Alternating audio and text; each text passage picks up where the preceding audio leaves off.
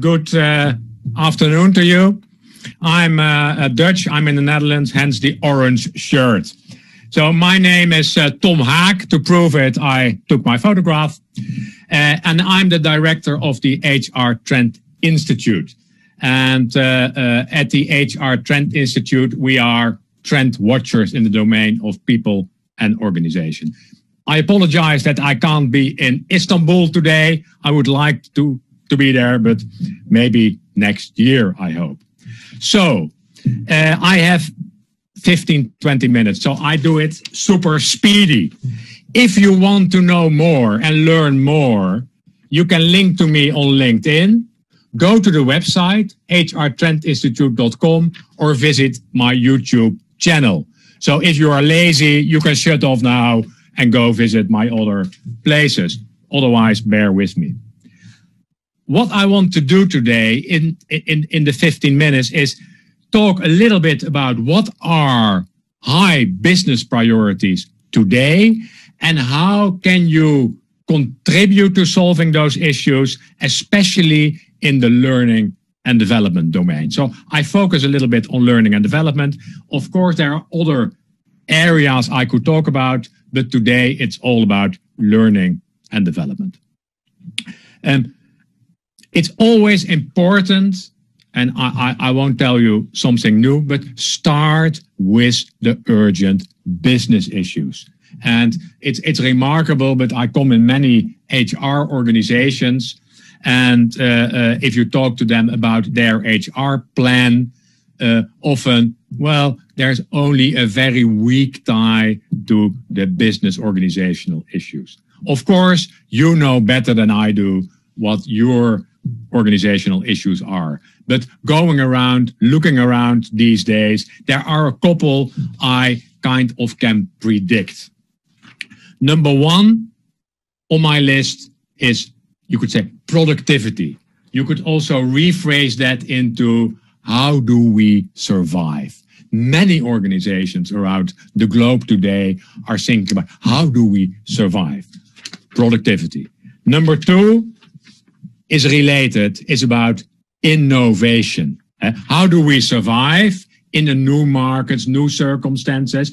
Often it's by innovating. What kind of new services can we offer? How can we service our clients in a better new way? So innovation, number two on the list. Number three, resilience. I looked it up in Google Translate in Turkish. I won't pronounce it, but I don't know whether that's the right term, but resilience. And resilience is interesting because it's about how can you, in a sense, bounce back.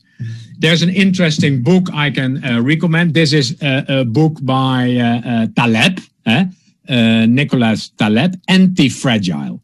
Anti-Fragile. Remember this book? Super important these days. He's also famous by his book, The Black Swan. But anti-fragile is maybe even better than resilience. Anti-fragile is not only how can you bounce back, but how can you bounce back on a higher level? How can you benefit from crisis situations as an organization, but also as an individual? So number three on the business priorities. Number four, no surprise, well-being. It's about safety. It's about well-being. Do our employees, our clients, other people who are involved in the organization, do they feel safe and do they feel well? Very important. And of course, you can add your own issues. So, already looking at those issues, and you can add your own, you can see that in many of those areas, learning and development can surely contribute if you do the right things. And I will tackle two kinds of chapters. One is, what are the enablers? What enables you to do the work right, also in the learning and development domain? I will talk a little bit about trends. What are the major trends I see? And I made a very short summary, and I will finish with some examples, and maybe then there's time for questions. Number one on the list of enablers. Enablers you can recognize are green. Yeah, enablers are green. One is LA. And LA stands for Learning at the Analytics. Analytics is important not only in the learning and development domain, but everywhere. Base yourself on thorough analytics. What works, what doesn't work. And it's also surprising that in many domains and many HR teams, well, they are not so strong in measurement and testing hypotheses, etc. So learning and analytics, number one of my list of enablers. Number two, and I'm sure it's discussed in the conference, work in an agile way and practice design thinking. Agile and design thinking. And of course, agile has to do, again, with working close to your clients, internal, external clients, in quick iterations. And design something, go to them and say, is this what you want? Does this work? If not, you go back to your drawing board and design something new, but in quick iterations and applying analytics, testing it, measuring it. Number three in the list of enablers, I'm still green. 3 is psychology. I'm a psychologist. Long time ago, I was educated as an industrial psychologist at the University of Groningen, which is in the north of the Netherlands. So I'm preaching, you could say, for my own profession. But psychology, we can learn a lot from psychology. What works and what doesn't work. And it's remarkable even these days that many psychological laws, many psychological findings are not used in the workplace. And even outside the workplace, even the government. If you look today, for example, I can only judge Dutch government, but they don't know anything about psychology. They think at the moment, for example, if you say to people, okay, you have to keep 1.5 meters distance from each other, that everybody will do it.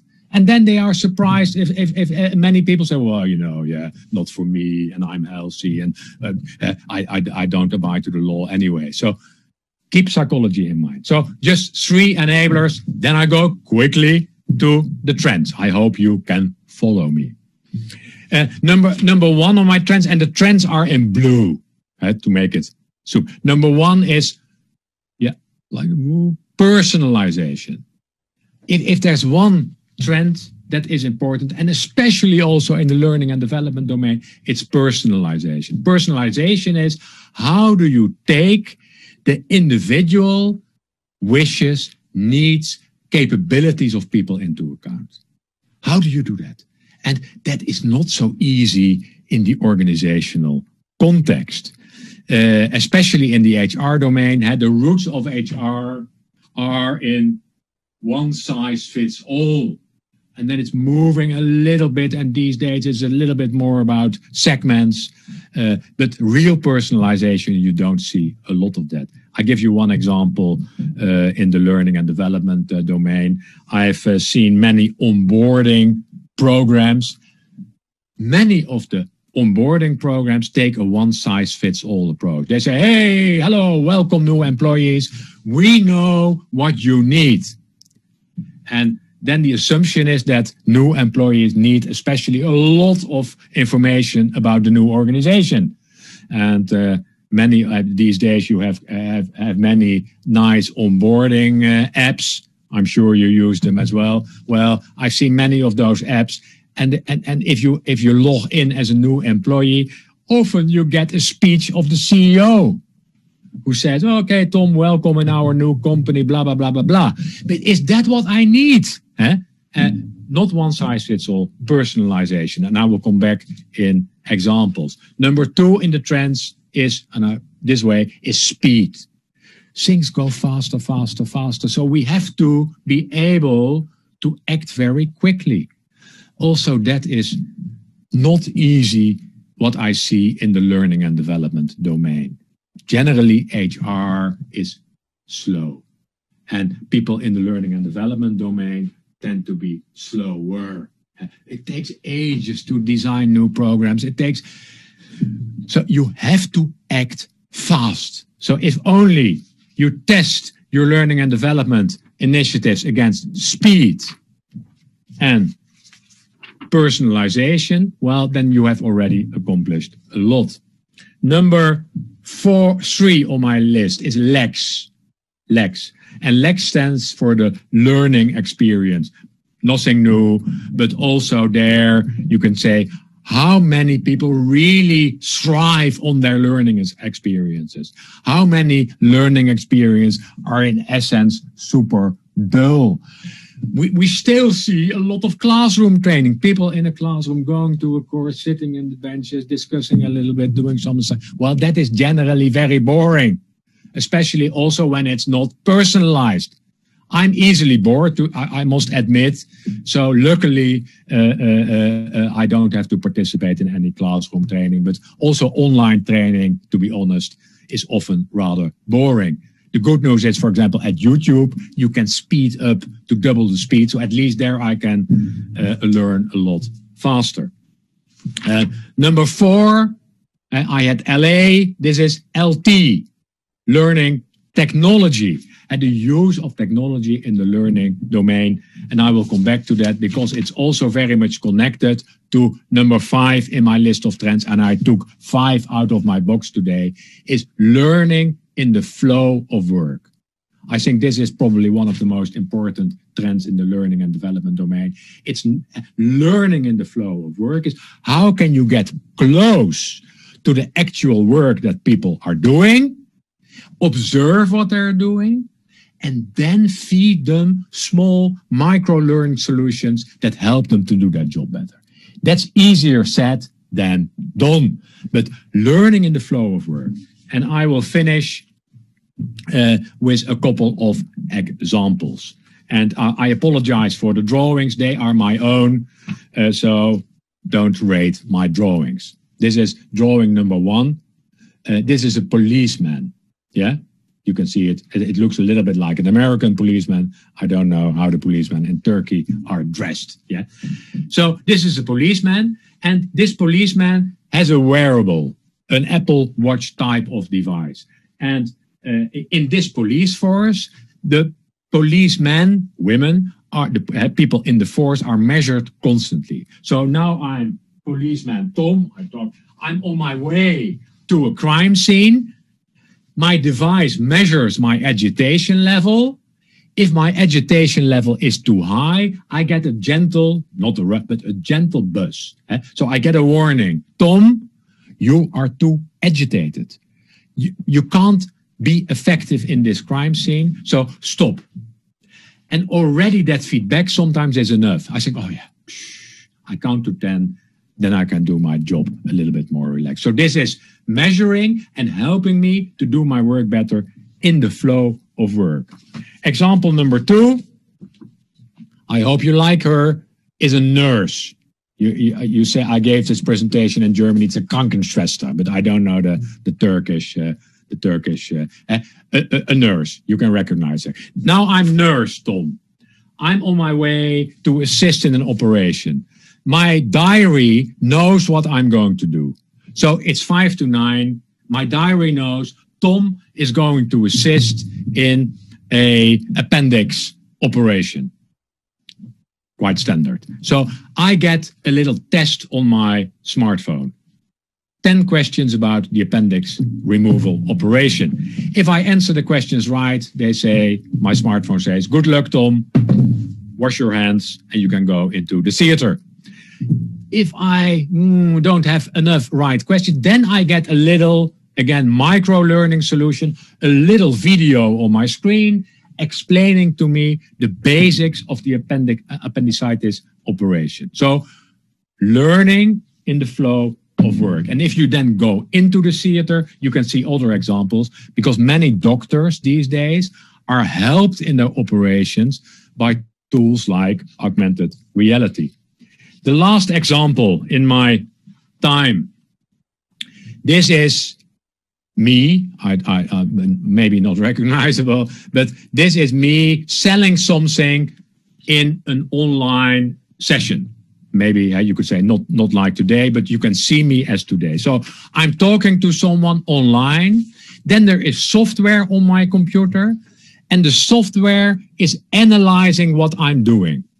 While I'm having my sales conversation, the software is starting to feed me with suggestions. For example, hey Tom, ask a question. We have not heard you ask any question. That helps in conversations. Tom, talk a little bit slower. You are too fast. Or Tom, when it's towards the end of the conversation, Tom, close. Ask the person whether he or she wants to buy your service or product. You have to close. So while I'm working, I get suggestions. Learning in the flow of work. And then afterwards, and it's also, of course, a good example of personalization and learning technology.